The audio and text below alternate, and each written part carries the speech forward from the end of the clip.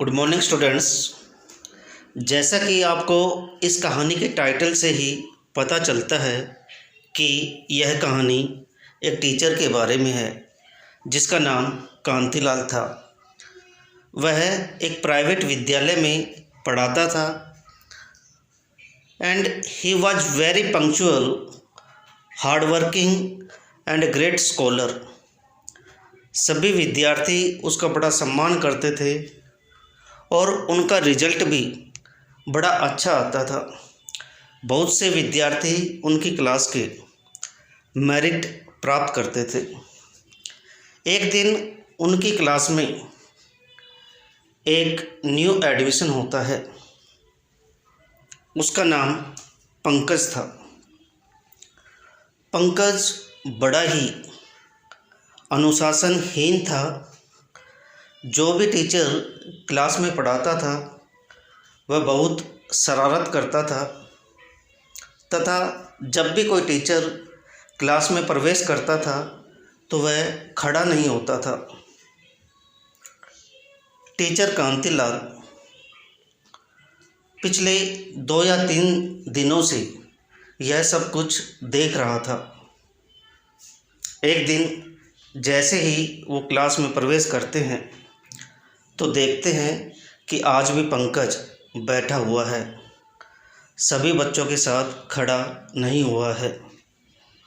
उसने पंकज को बुलाया और कहा कि बेटा, जब भी कोई अध्यापक क्लास में प्रवेश करता है तो सभी बच्चे उनके सम्मान में खड़े हो जाया करते हैं, लेकिन मैं आपको देख रहा हूँ कि आप खड़े नहीं होते हैं। पंकज ने टीचर से कहा कि सर, आप अपना काम कीजिए, मुझे बाकी बच्चों के बीच में टोकने की आवश्यकता नहीं है। टीचर ने उससे कुछ नहीं कहा, सीधा प्रिंसिपल ऑफिस में जाता है और प्रिंसिपल सर से कहता है कि सर, आपने किस बच्चे का एडमिशन कर लिया। वह बच्चा तो बड़ा ही अनुशासनहीन है। प्रिंसिपल सर ने कहा कि आप उसकी तरफ ज़्यादा ध्यान मत दिया करो, वह बड़े जमींदार रामकिशन का बेटा है, तुम उससे बचकर रहा करो। टीचर ने भी प्रिंसिपल सर के कहने पर उसे इग्नोर करना शुरू कर दिया। धीरे धीरे समय बीतता गया और एग्ज़ाम हो जाते हैं और एग्ज़ाम में वो बच्चा फेल हो जाता है। फेल होने पर उसका पिता बड़े ही गुस्से से लाल पीला होकर विद्यालय में आता है और टीचर कांतिलाल को धमकाने लग जाता है कि तुमने मेरे बच्चे को फेल कैसे कर दिया। और वह टीचर से कहने लगता है कि मैं तुम्हें स्कूल से निकलवा दूंगा। टीचर ने उससे कुछ नहीं कहा।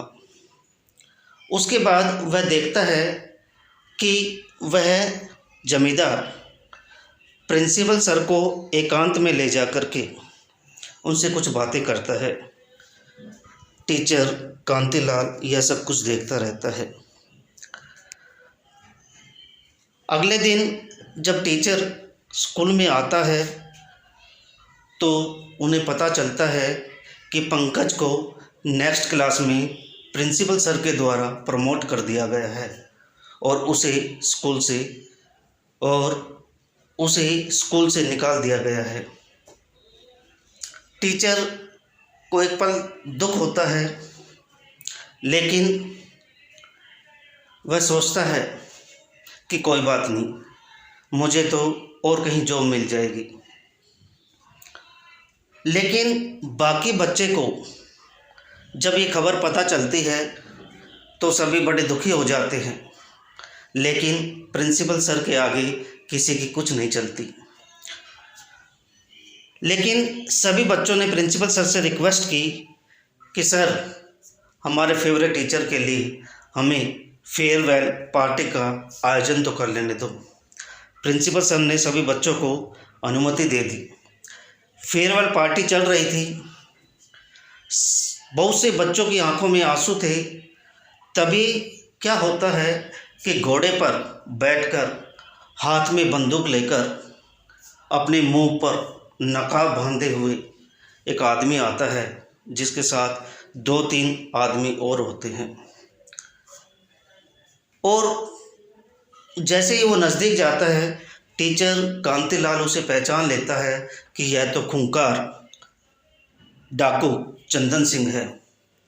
उसने चंदन सिंह से कहा कि तुम यहाँ क्या लेने आए हो, यहाँ आपको कुछ नहीं मिलेगा।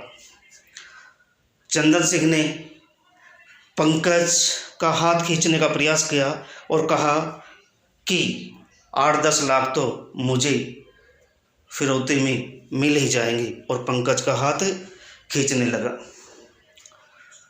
टीचर ने पास में ही पड़े हुए एक डंडे को उठाया और डाकू के सिर में दे मारा।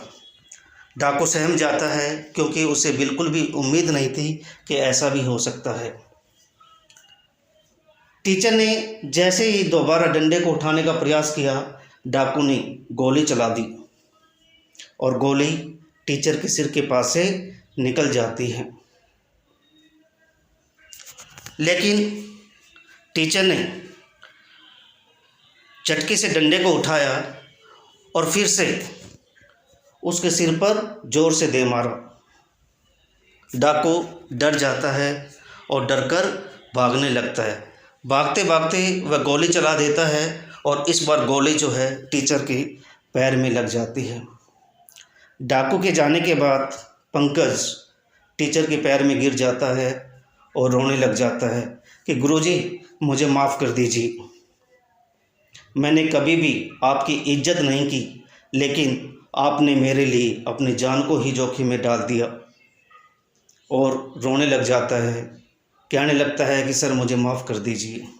यह खबर सुनकर उसका पिता रामकिशन भी विद्यालय में आ जाता है और टीचर के आगे हाथ जोड़ने लगता है, विनती करने लगता है कि सर हमें माफ़ कर दीजिए, अब आप इस विद्यालय को छोड़कर कहीं नहीं जाएंगे, आप इस विद्यालय में ही पढ़ाएंगे।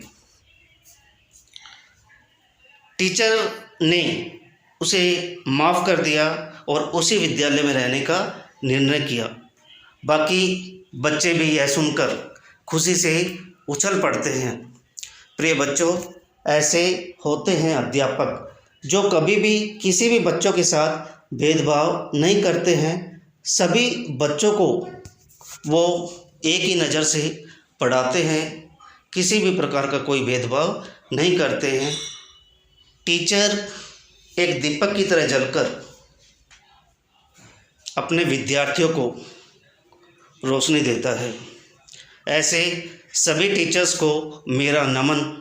जय हिंद, जय भारत। Thank you.